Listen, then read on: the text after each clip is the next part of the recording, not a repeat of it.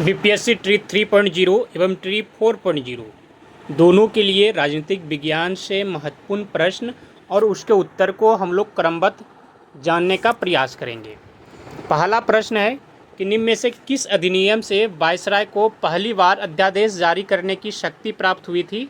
Option A में है भारत शासन अधिनियम 1858 ईस्वी, बी में भारत परिषद अधिनियम 1861 ईस्वी, सी में भारत परिषद अधिनियम 1892 ईस्वी, डी में उपयुक्त में से एक से अधिक, उपर्युक्त में से कोई नहीं। निम्न में से किस अधिनियम से वायसराय को पहली बार अध्यादेश जारी करने की शक्ति प्राप्त हुई थी। तो सही उत्तर इसका हो जाएगा ऑप्शन बी, भारत परिषद अधिनियम 1861 के तहत वायसराय को पहली बार अध्यादेश जारी करने की शक्ति प्राप्त हुई थी। तो ऑप्शन बी इसका सही उत्तर है। अगला प्रश्न है कि 97वां संविधान संशोधन अधिनियम 2011 निम्न में से किससे संबंधित है।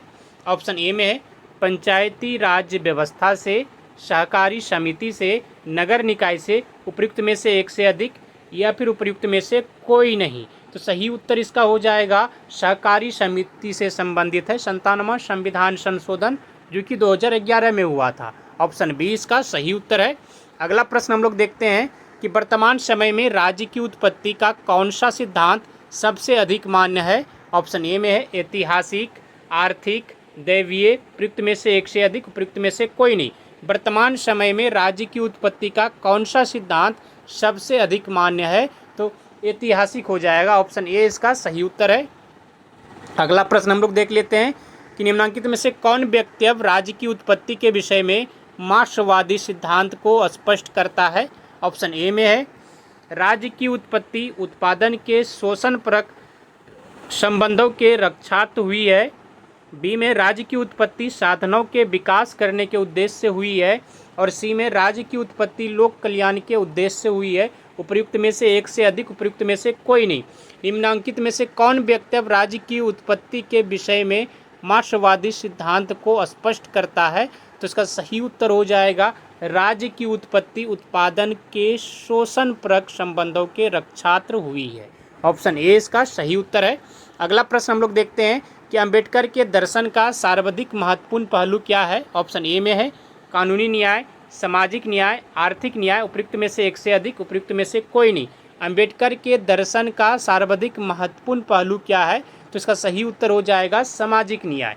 ऑप्शन बी इसका सही उत्तर है। अगला प्रश्न हम लोग देखते हैं कि निम्न में से किसे उदारवाद का जनक माना जाता है। ऑप्शन ए में है Adam Smith, Jeremy Bentham, John Locke, उपयुक्त में से एक से अधिक, उपयुक्त में से कोई नहीं।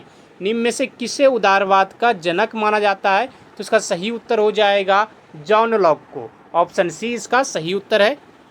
अगला प्रश्न है कि रॉल्स की न्याय की धारणा निम्न में से किस श्रेणी की है। ऑप्शन ए में है समाजवादी, उपयोगितावादी, उदारवादी, उपयुक्त में से एक से अधिक, उपयुक्त में से कोई नहीं। रॉल्स की न्याय की धारणा निम्न में से किस श्रेणी की है। तो इसका सही उत्तर हो जाएगा उदारवादी का।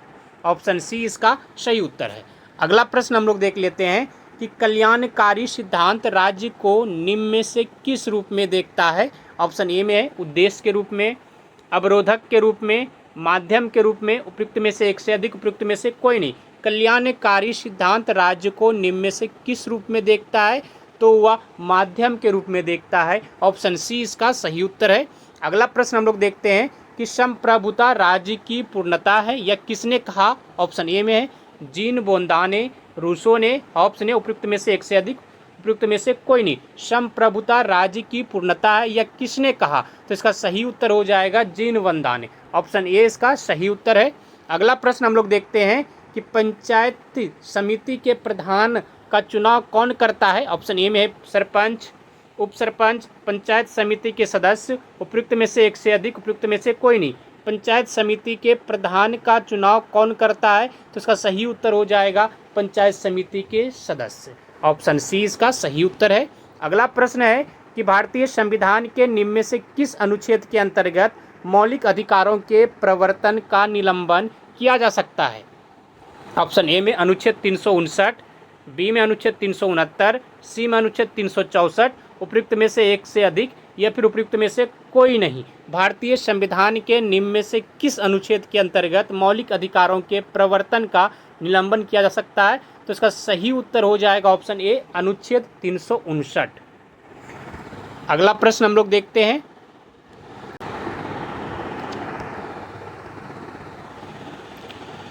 कैबिनेट मिशन में कुल कितने सदस्य थे? ऑप्शन ए में है 7, 5, 3, उपयुक्त में से एक से अधिक, उपयुक्त में से कोई नहीं। कैबिनेट मिशन में कुल सदस्यों की संख्या 5 थी, तो ऑप्शन बी इसका सही उत्तर है। अगला प्रश्न हम लोग देख लेते हैं कि रेगुलेटिंग एक्ट 1773 के दोष को दूर करने के लिए उद्देश्य से किस वर्ष एक संशोधन अधिनियम लाया गया? ऑप्शन ए में 1776 ईस्वी में, 1781 ईस्वी में, 1774 ईस्वी में, उपयुक्त में से एक से अधिक, उपयुक्त में से कोई नहीं।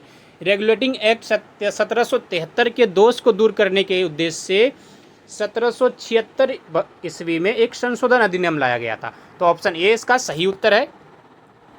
अगला प्रश्न हम लोग देख लेते हैं। निम्न में से किस अधिनियम के द्वारा ब्रिटिश ईस्ट इंडिया कंपनी के लिए एक बोर्ड ऑफ कंट्रोल का सृजन किया गया? ऑप्शन ए में रेगुलेटिंग एक्ट 1773, बी में संशोधन अधिनियम 1781, पिट्स इंडिया एक्ट 1784, उपयुक्त में से एक से अधिक या फिर उपयुक्त में से कोई नहीं। तो सही उत्तर इसका हो जाएगा संशोधन अधिनियम 1781 के तहत ब्रिटिश ईस्ट इंडिया कंपनी के एक बोर्ड ऑफ कंट्रोल का सृजन किया गया। ऑप्शन बी इसका सही उत्तर है। अगला प्रश्न हम लोग देखते हैं कि किस अधिनियम द्वारा पहली बार ब्रिटिश ईस्ट इंडिया कंपनी के व्यापार एकाधिपत्य को समाप्त किया गया था? यानी ब्रिटिश ईस्ट इंडिया का जो अधिकार था भारत में, सिर्फ उसी का अधिकार था, उसको समाप्त किया गया। तो कौन सा एक्ट के तहत? चार्टर एक्ट 1813 दिया गया, चार्टर एक्ट 1813, फिर चार्टर एक्ट 1833 है, चार्टर एक्ट 1853 है, उपयुक्त में से एक से अधिक या फिर उपयुक्त में से कोई नहीं। तो सही उत्तर इसका हो जाएगा चार्टर एक्ट 1813 के तहत इसके एकाधिकार को समाप्त कर दिया गया और सिर्फ चीन के साथ चाय के व्यापार को 20 वर्ष के लिए 3 बार बढ़ाया गया था, जो कि लास्ट में जाकर इसको भी समाप्त कर दिया गया था।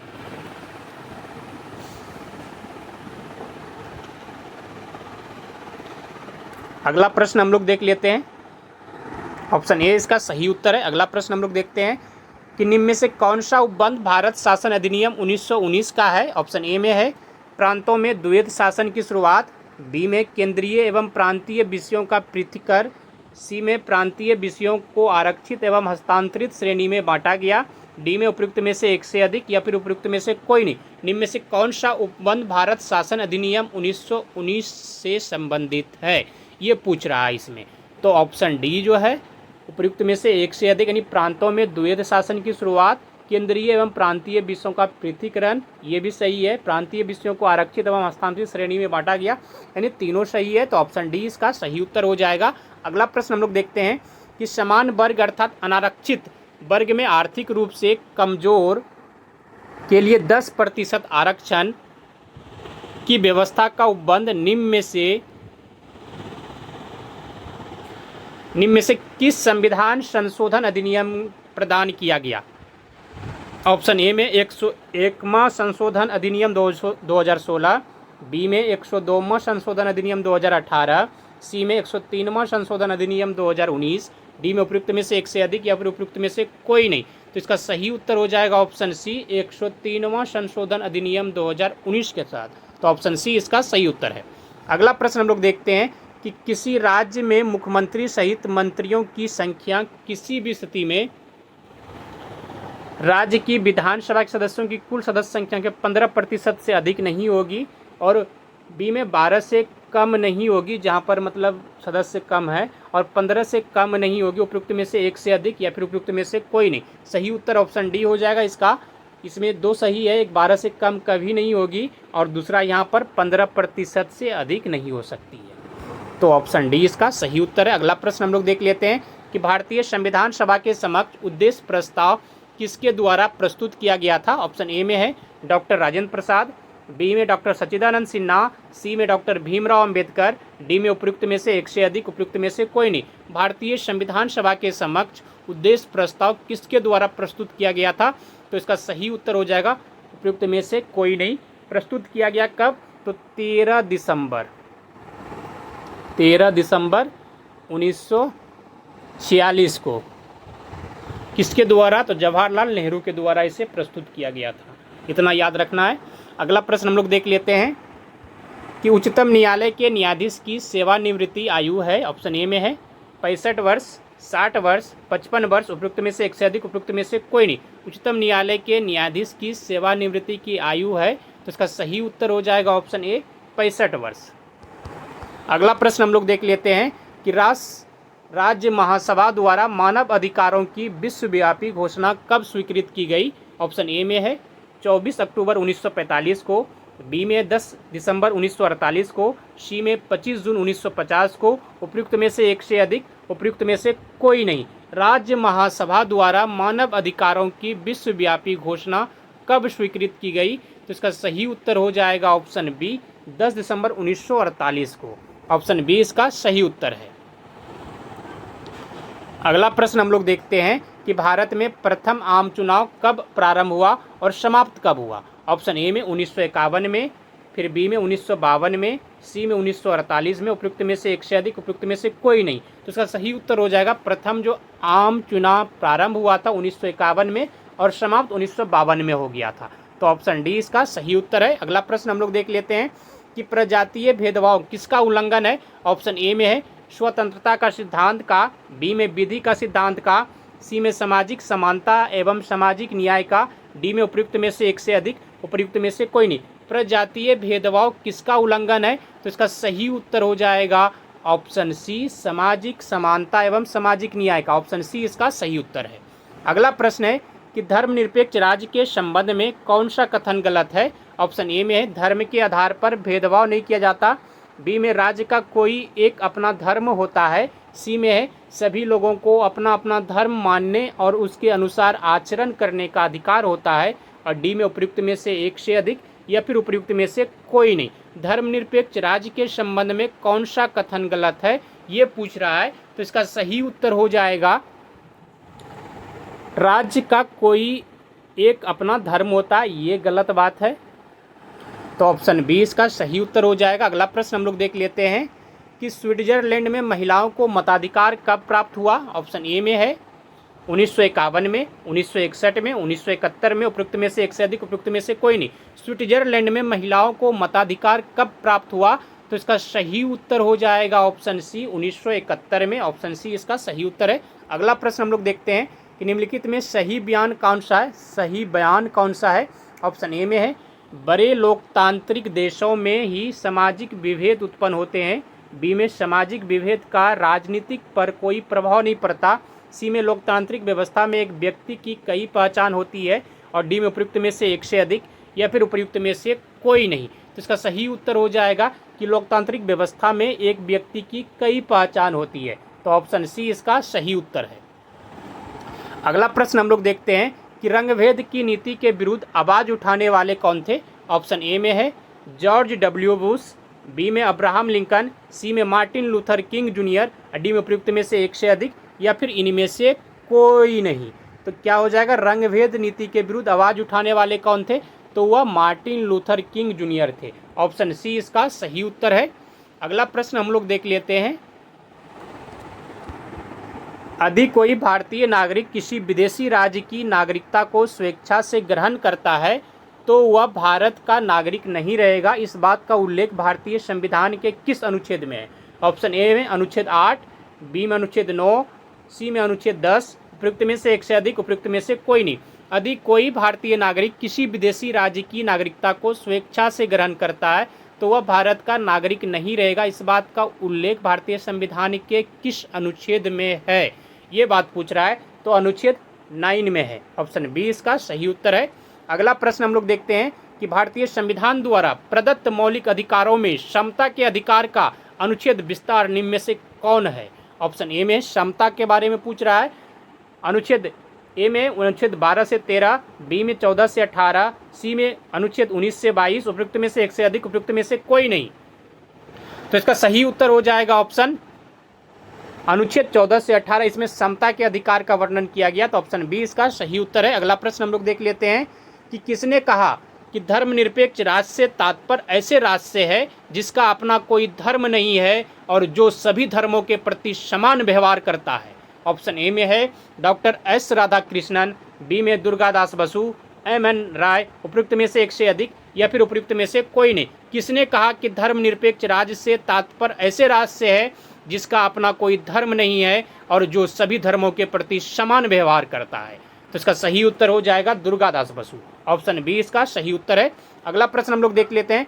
किसने कहा है कि धर्म से जीवन के विभिन्न कार्यों में संगति आती है और इससे उसको दिशा प्राप्त होती है? ऑप्शन ए में है डॉक्टर एस राधाकृष्णन, शंकराचार्य, देवराहा बाबा, उपयुक्त में से एक से अधिक या फिर उपयुक्त में से कोई नहीं। किसने कहा कि धर्म से जीवन के विभिन्न कार्यों में संगति आती है और इससे उसको दिशा प्राप्त होती है? तो इसका सही उत्तर हो जाएगा option A, doctor S Radhakrishnan ने। ऑप्शन ए इसका सही उत्तर है।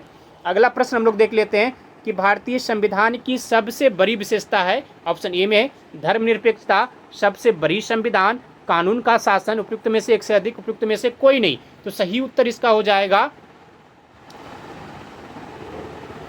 सबसे बड़ी संविधान। ऑप्शन बी इसका सही उत्तर है। सबसे बड़ा है, लिखित संविधान है विश्व का। अगला प्रश्न हम लोग देख लेते हैं कि शांति की समकालीन चुनौती है कौन सा? ऑप्शन ए में है दबंग राष्ट्र का अपनी संप्रभुता का प्रभावपूर्ण प्रदर्शन, बी में आतंकवादियों द्वारा आधुनिक हथियारों एवं उन्नत तकनीकों का प्रयोग, सी में वैश्विक समुदाय की मुखदर्शिता, उपयुक्त में से एक से अधिक, उपयुक्त में से कोई नहीं। तो इसका सही उत्तर हो जाएगा उपयुक्त में से एक से अधिक, यानी दबंग राष्ट्र का अपनी संप्रभुता का प्रभावपूर्ण प्रदर्शन, और बी में है आतंकवादियों द्वारा आधुनिक हथियारों एवं उन्नत तकनीकों का प्रयोग, और सी में वैश्विक समुदाय की मुखदर्शिता। ऑप्शन डी इसका सही उत्तर है। अगला प्रश्न हम लोग देख लेते हैं कि इस्लामी आतंकवादी द्वारा न्यूयॉर्क स्थित वर्ल्ड ट्रेड सेंटर पर हमला किया गया था कब? ऑप्शन ए में 11 सितंबर 2001 को, बी में 13 सितंबर 2002 को, सी में 5 सितंबर 2004 को, उपयुक्त में से एक से अधिक, उपयुक्त में से कोई नहीं। तो इसका सही उत्तर हो जाएगा 11 सितंबर 2001 को। ऑप्शन ए इसका सही उत्तर है।